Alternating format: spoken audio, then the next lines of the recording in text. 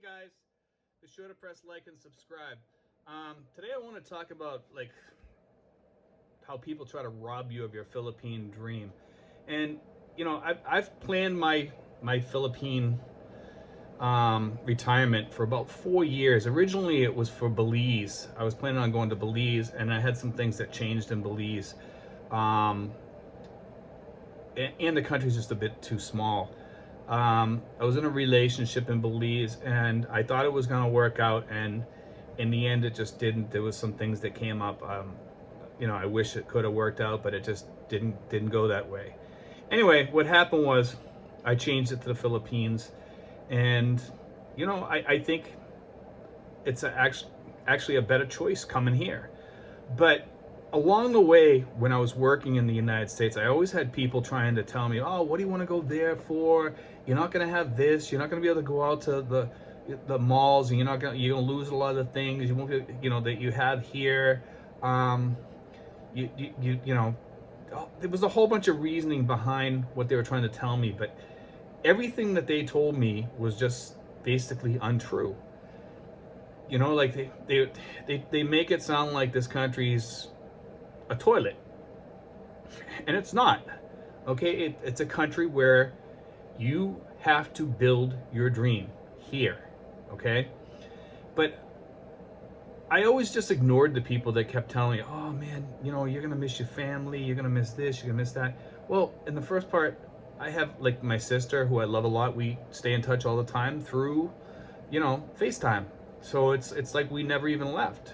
I have my godfather, who I love a lot, and he's 96 years old, and we talk often. And I have many friends that I stay in touch with all the time, and it's almost like I never left.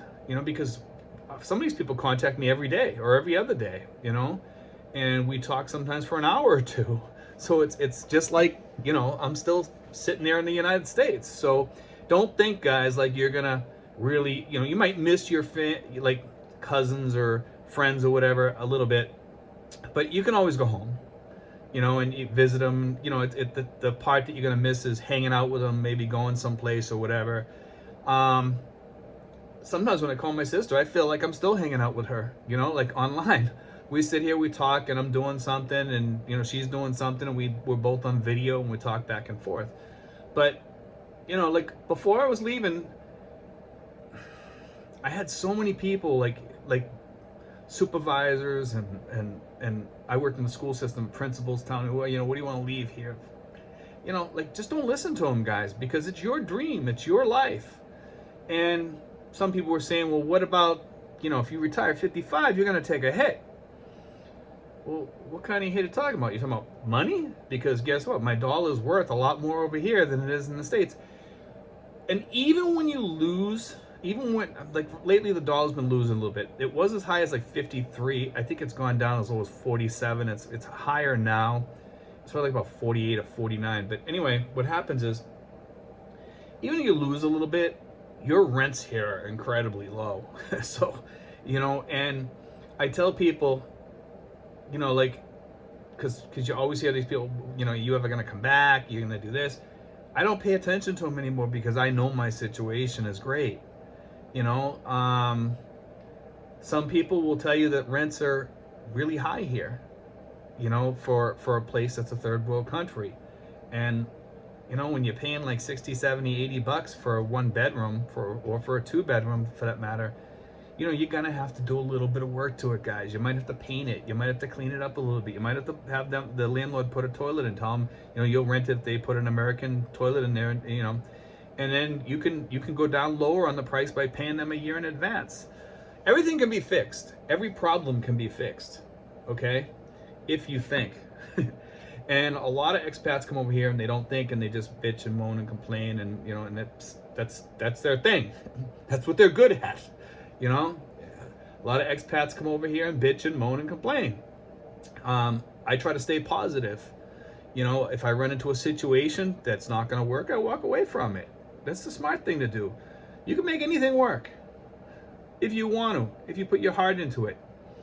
And that goes for relationships or wherever. And I tell people, when you come over here, because people say, well, oh, Manila's a toilet, like all around Manila it's gross, it's dirty. I don't live far from Manila. I live about 20 miles outside of Manila.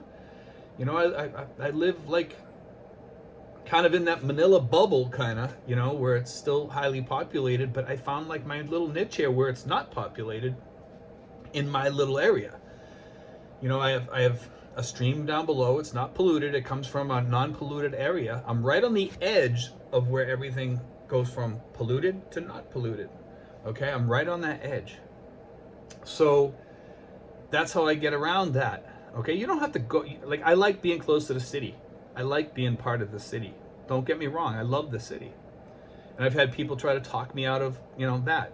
I don't let people wreck my Filipino dream, my Philippine dream. I don't. I just don't, here I tell people, oh, you'd be better off going home, blah, blah, blah. No, I'm not. I get my health care here. I have decent health care here through both, the hospitals around here are phenomenal, and I also get some veterans, clinic benefits too, because I have the disability, and, they help me a lot. They help me for my disability only, which I'm okay with. I'm good with that. I do not buy PhilHealth. I buy, Pacific Cross. It's good company to go through. They have different plans you can choose. In most cases, you just need if you get hospitalized, okay? Hospitalization care. If it's outside of there, you just pay for it out of pocket. It's not that expensive if you have a decent pension. If you don't have a decent pension, then get the full care plan, so they pay for everything, all right? So to get back to the people talking negative about the Philippines, I don't miss working 40 to 70 hours a week, okay? And if you love working 40 to 70 hours a week, then the Philippines is not for you. Because you're going to miss working. You might miss working, seriously. I don't particularly like working. I like having time off to myself to do as I wish. Okay? I do my own thing here. I get up, I sit outside, I go to the malls. When we don't have the current mess that we have now with the virus, I go to the beaches, I go do things, I go to hotels, I try to travel about a little bit. I go to Manila, I mean, I've gone up by Subic in that area before. I get out. But my dream's complete, and you need to complete your dream by not letting people talk you out of your dream. And I mean that seriously. If you have the dream to come to the Philippines, okay, don't let people talk you out of it, okay? Make sure you have all your debts paid when you come. Make sure you have enough money. I highly recommend you have $1,500 or more a month to at least live decent.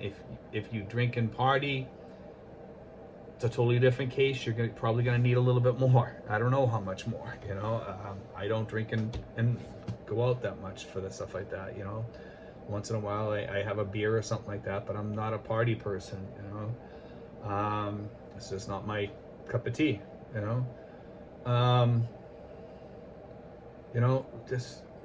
just keep on keeping on, guys. When you're ready to come. Watch my videos and they'll teach you how to do it right. If you watch my videos, you'll learn, okay? A lot of people out there that do videos, and some of them do great videos. A lot of the people out there that do videos, they don't cover the real Philippines. They try to talk to people that have the Philippine girl dream, okay? That all comes when you get here, okay? Don't try to set that up before you come here or anything, okay? Just don't. It's not worth it. You're better off meeting somebody when you get here. That's my advice, okay? You want your Philippine dream to come true, I'll be real with you, okay? I try to be as real with people and factual with people as I possibly can, I want you guys to succeed. I really do. Like, if you have questions, ask me. I'm here. I might even, if you if you hit me up and I see something that's interests me to do a video on, I might even do one. You know, one of the things I don't do too much on is like about tourist visas, because I'm not a tourist here. I'm a resident here. Okay, I became a resident here through the SRV visa program. Okay, for veterans, and it's an exceptional program for veterans coming over here because it helps you a lot. And if you ever go through a divorce here, you can stay here on that visa. And I even recommend people that are getting married to get it, because if, God forbid, you go through a bad relationship, guess what? You can stay. You don't have to stay on the tourist visa because you're a resident. Nobody can wreck that Philippine dream. You know what I mean? So, you know, guys, if you think and you think ahead, you'll succeed over here at making your Philippine dream come true. It's a lot of people come over here and they just come here and they go to one place and they stay there and they don't like it. And that's why I recommend the Airbnb thing that I did a video on. Okay, I recommend coming over here and staying at Airbnb till you find the proper island that you like. Don't just come to Luzon unless you're a veteran. You know, if you're a veteran that has hardcore issues, I highly recommend you to stay around, you know, the VA clinic. Okay, if you're not a veteran, there's places in Siargao that are beautiful. Beautiful is it's an understatement. It's really nice there. You know, I've seen and heard about the place, and Siargao has a lot of stuff for expats there.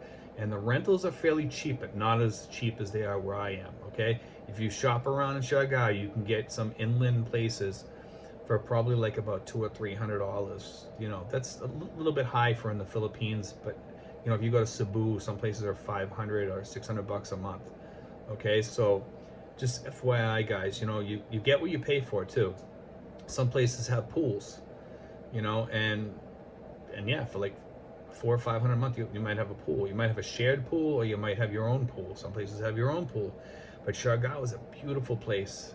And if you're into surfing and beaches and stuff like that or whatever, that's the place to go, you know. And even if you're older, it's nice just to sit out at some of the places, the restaurants there. They have a lot of American food there and things like that. So it's just a place to think about. My area, Cavite, okay? Cavite, the ocean water has been clearing up lately, okay? And that's a huge plus, because the water used to be brown before. I think they're cleaning things up in Manila because they're putting the white beaches there. So our Philippine dream is getting better even as it goes. Okay. So the sewage that we used to smell when we went to the embassy is no longer there, or not there as much. And it's going to have to be gone before they can really open those beaches there, guys. But the water there, from what I've heard, is starting to get clearer. And I think a lot of that might be because of the COVID thing. They did say that because some places have closed, like the zoos and things like that. But a lot of these places they've been forced to clean up their act there.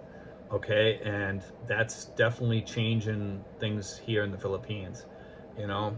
But anyway, guys, I just, you know, I want to put that out there because, you know, every place is different here.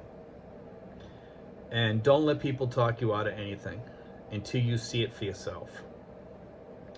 And don't listen to me because you might not like my area here in Cavite. I love Cavite because I can go down to Ternate. Ternate has beautiful water.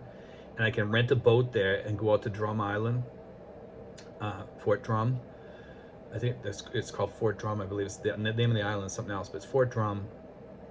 And I can go out to like smaller islands and go out to small coves down there that have beaches where there's no resorts or anything. And it's just exceptionally beautiful there, you know. Anyway, guys, like, look into the place that you're going to go to. Pick a place that you want to go to first. Look online, do your homework. I mean, there's other YouTubers out there that do great travel videos. Some of the videos I see from the YouTubers that do things about how to succeed in the Philippines, there's some good ones out there. Yes, there is. But most of them, they're not going to cut to the chase and tell you the facts. You know, most of them talk about how to date Filipina girls. You know, I mean, if you're 50, 60, or 70 years old and you don't know how to date already, you got an issue. You know, it's pretty simple to find a nice girlfriend here in the Philippines for your Philippine dream. Okay, guys, and just pay attention. Pay attention to your surroundings when you reach the Philippines, and you'll learn a lot. You'll pick up a lot. But anyway, guys, God bless. Take care. And be sure to like and subscribe.